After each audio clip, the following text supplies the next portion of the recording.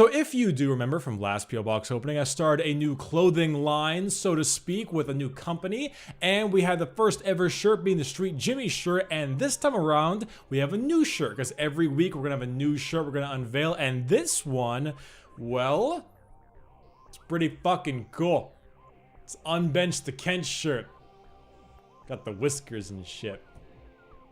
It is, it's pretty neat. So both this shirt and last shirt will both be available at their company website, and you can go ahead and check their Twitter for any new updates and stuff. I'll go ahead and put them both on the screen now and the description. Go ahead, give it a look if you like it. Well, I mean, you know what to do then. But besides that, there's a new shirt every week for like the next like 2 or 3 weeks after that, so get pretty hype. Anyway, today we have another P.O. Box opening, a little bit smaller this time around, simply because it's Christmas time. People gotta spend their money on like presents and things like that. It's pretty dang normal. But regardless, there are still letters and still packages to open, so let us do that. So the first letter comes from someone named Lily. She wrote about how she watched my videos for the last 6 months, going between the So You Wanna Main, story times, etc., and says they are occasionally oddly informative, which is an interesting statement. She says she means Bard, but at the same time, she said she'd like to try out the George Foreman Grill champions, being Vi, Sona, and Sejuani in her opinion, and unfortunately, because I guess when she gets nervous, she jerks her hand around really quickly,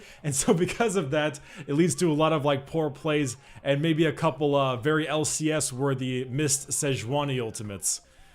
Oh, ex-Smithy. Regardless, the letter was very kind. I appreciate it a ton, Lily, and I wish you the best of luck in your games. Try not to jerk your hand too much, because I imagine after a long time, carpal tunnel will set in, and then League of Legends will no longer be a thing, which could be a good thing, in a sense, maybe for your mental health, and everyone's mental health, but video games. Alright, this letter is very short. It says, Dear Bricky, hello Bricky, 'tis I, Brenner. I was really happy when you opened my letter and liked the Pokemon cards. However, when you said War Turtle, I tilted harder than the Valdivia earthquake in 1960.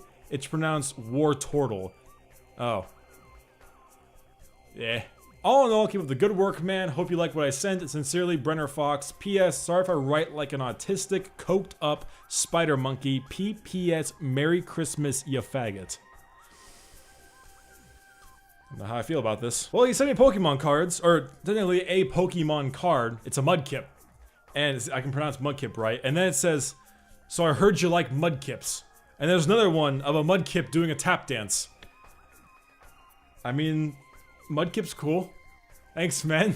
Okay, another very quick letter. Dear Bricky, I am typing instead of writing because, like many a viewer, I have shit handwriting. Alright. I am writing to ask a quick question. In your last P.O. Box, the 14-inch fist dildo one, I noticed a tattoo on the back of your calf and was curious what it might be. Keep up the good work, love the videos, also any Fiora tips. Your fan, Mason.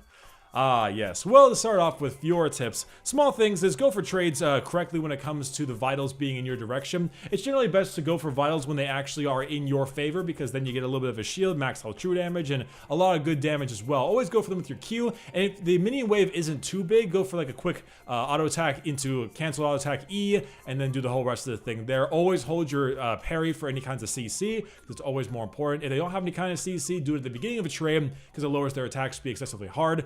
After that, pop your ultimate on any champion, or especially a tank, in major team fights, because not only will you shred them, but when they finally die or you proc all 4 vitals, your entire team gets a big ass heal. Don't always just proc your ultimate on like a Lucian or something, because they could just run away and you've wasted all this extra damage. It's good to proc it on a tank sometimes, because then instead of having to blow up a squishy who could be protected, you blow up the tank because it's max health fucking true damage, and you heal your team, which is really, really nice.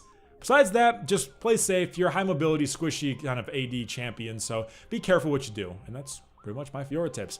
For the tattoo, nope. Not telling you. Gotta figure that out yourself. I told people what it was, and actually a video of mine. A video I made a long time ago. So you can find one if you like. Do some digging. I'm not telling you. It's my secret. Not really, I'm just doing it to fuck with all of you. I've had a lot of questions about that, and I'm telling them all the same thing, like, no, I won't. Alright, so this is a letter coming to me from Australia, and, well, I mean, the letter starts off with the date in the top left going by day, month, year instead of month, day, year, and it says, it's the right way to do it, you silly Yanks. And, you know, I mean, I can't really argue with that one. Yeah, I don't know why we do month, day, year, but, I mean, we have miles for some reason, so Anyway, letter was quite long, but most of it was just some nice lad on lad, as he says, conversation, congratulating for the house, which is still pretty awesome, and then all these kind of things going on in his life, getting some jobs, getting a grill, which is top tier. Make sure she cooks meat well. That's what grills are for. You can assume everything about that statement. But the most interesting part about this entire letter is he wanted me to look at the camera and say memes. But I'm not gonna do that. No, because he happened to draw a very nice picture on the back of this letter that says, fuck. It can't, it's a fucking dick. You see the dick? You see the dick? There's a dick. And it says memes. You see it? You see it now? You see how it's splooging memes.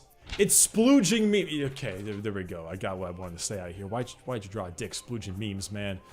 Why'd you do that? Well, thank you very much, Richard, or Dick. You put Dick as well because, you know, you drew a dick because you did that. And, you know, you do you. But, best of luck. Thank you for the letter. Hope you do the best we can with your job and the grill and everything around there. So, I wish you the best. And now, we move on to packages. And this one is very easy to open. What's it say here? It says, hey again, Brookie, here's another book. Book 2 of the Blackwing series is on Amazon already, but I don't know whether you read the first one yet. Enjoy this one though. I'll be sending this to Magikarp as well. Oh boy, we both get a cool book. Two-wheeled, power comes to the worthy. Joey Z. Prince. I do actually remember the Blackwing book, the original one. I actually read a decent amount of it. I didn't get all the way through. I started reading like about, I think to like a third or halfway through, and then like the house thing started happening, so I had to kind of put it down and work on other stuff. But I do remember that. And it was actually a pretty decent read. I was quite impressed, to be perfectly honest. This one also seems to be quite lengthy as well. Not as lengthy. How long is this? About like 200? 150. 150, so pretty dang good size for a kind of novel like this. You know, the 150 to like 350 margin is one of the best things for like small novels or mid novels. You know, not everything has to be a Stephen King novel and be 900 pages, but thank you very much for the second edition, man. I'll see if I can finish the first one before I start reading this one. The diet starts tomorrow. Man, these two people are on point with their P.O. Box sending. Player 1, Player 2, Hannah and Wolf. Again this time, but with chocolate instead of a drawing. Very neat. Oh, they said they're working on the drawing in the letter still, but both these little chocolates come with some kind of like childhood memory. Wolf has the peppermint bark, and Milano is from Hannah. And that's actually kind of funny because Milano actually has a shitload of childhood memories for myself as well. I used to eat these a ton with my grandparents whenever I used to go to their place. In fact, I kind of want one right now. I'm eating one.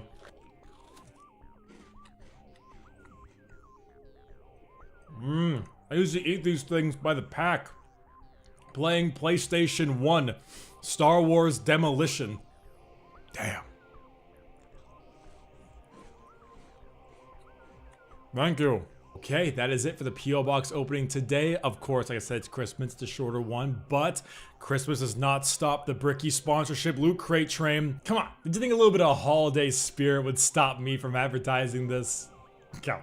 If I'm being perfectly honest though, I'm actually really excited for this one because it is the bi-monthly, which I think means either twice a month or once every 2 months. I still remember the exact definition of that. But for this case, it is the once every 2 months Halo Legendary Crate, as you could see right here. The Halo Crate is a very cool, more recently added crate that comes, like I said, only once every 2 months and is all licensed 343 Halo stuff. And most of the time, it's pretty fucking cool. Last time was ODST themed, and the ODST shirt and sweatpants are like my favorite clothing to wear now. Like this shirt is my favorite Loot Crate shirt I've ever gotten so far. And so, I'm very excited to see what's in this one, so let's get into it. All right, because Loot Crate has to put the crate in there somewhere. The crate itself, it looks cool. It looks really cool. Now, one of my favorite parts about these crates is actually kind of the more nerdier side of me because I love Halo, is the kind of Spartan classified dossier, top secret little packet you get here. And it always comes with some kind of little, whether it be like character bio or some like classified top secret documents or some shit, that it's all basically thematic, you know? It's all for the theme of the crate. It's not like anything actually like crazy, or it's just like very high intensity, well developed like little sheets as kind of a roleplay-esque thing, so to speak. So yeah, as you can see here, you have a full-on discussion on Installation 04 and the original contact with it, as well as the actual legitimate like voice discussion between two characters in these little dossier's a character bio, but in these two like classified sheets right here. And it comes with two like pictures of scanning of installation 04 and an installation 04 public library card with 343 Guilty Spark. The library card actually is kind of funny. I like this. Of course, it's a wallet style thing. You put your name on it and the whole 9 yards. You know, it's like the formal Oni documents inside the little package. You know, it's fun because it seems authentic. That's what I really like about these. You ever been sitting around drinking tea and you thought to yourself, man, I wish I could be sticking someone with a large plasma grenade right now? Well, now you can. It's a plasma grenade mug. That's really, I don't know, I think it's really cute, honestly. Don't microwave it though. But it's a cute little plasma grenade mug, of course. There it is. It's pretty big, actually, you know, in my hands there. It's a pretty large mug. It's made out of, I don't know what the material is called. It's some kind of material. I don't know. But it's a sturdy mug, obviously. You know, my knuckles are made of bone and steel. So if it can handle this, it can handle anything. Plasma grenade mug. It's cute. Alright, and see, this is something that I actually really needed. I'm glad I have now. A letter opener. An energy sword letter opener. Now, instead of having to tear through all these letters with my bare hands and sometimes rip the letters, because I sometimes do accidentally because I'm terrible at this, or if I don't have my knife laying around and I need to go get it to open the packages, who cares anymore? I have an energy sword letter opener. Next up, we have another figure. The first one had like a red and blue Spartan going against each other. The next one had Buck from Halo ODST. This one has Spartan vaulting over a grunt on his floor. It's kind of, I didn't think that it was actually gonna like hang itself in the air like this, but it does. A little grunt down there, he's just doing a full-on vault right over him, and they're probably gonna kick him in the dick afterwards because it's a Spartan. He laughs at the grunts, and everyone laughs at grunts. They're fucking grunts. But these ones are really well detailed as they have been before. The paint is exceptionally well done. I do believe each of these like hand painted specifically, and it looks very pretty. And of course, when they all kind of come together, when you have like a bunch of them all together kind of lined up on each of like a shelf, it starts to look really damn neat. I gotta get a shelf up so I can start putting these things on there. But that is the figure for this Halo crate. Next thing is just a quick little decal sticker thing they added as well. You get a bunch of little like decal stickers you can put on anything, whether it be a monitor, a controller, a computer, whatever the hell you want to put one of these things. You got a nice little decal with different kinds of different Halo style conflict medals and or enemies and or vehicles. Next up is the Halo pin. As per usual, golden pin this time around for the conflict crate of Halo. Each one comes with a pin. As this one's pin. I'm blurry. I'm not blurry. And finally, best for last, the shirt, of course. And this shirt this time around is a Captain Keyes military shirt from Halo 1. As you can see, it says Keyes on there along with all different medals and such because he wore one of those kind of like military dress uniforms of this color. With of course all the medals and everything across his chest. But that's what we got right here. Good old Captain Keyes shirts. And that, my friends, family, multiple other things that I would call you, is it for the Halo Legendary Crate. If you liked anything you saw, or you want to see any of the other crates, because next month, man, anime crates got Cowboy Bebop, Beep Beep Boop, and Sailor Moon, and the gaming one has Mass Effect, Ratchet & Clank, XCOM, and Destiny. Just saying.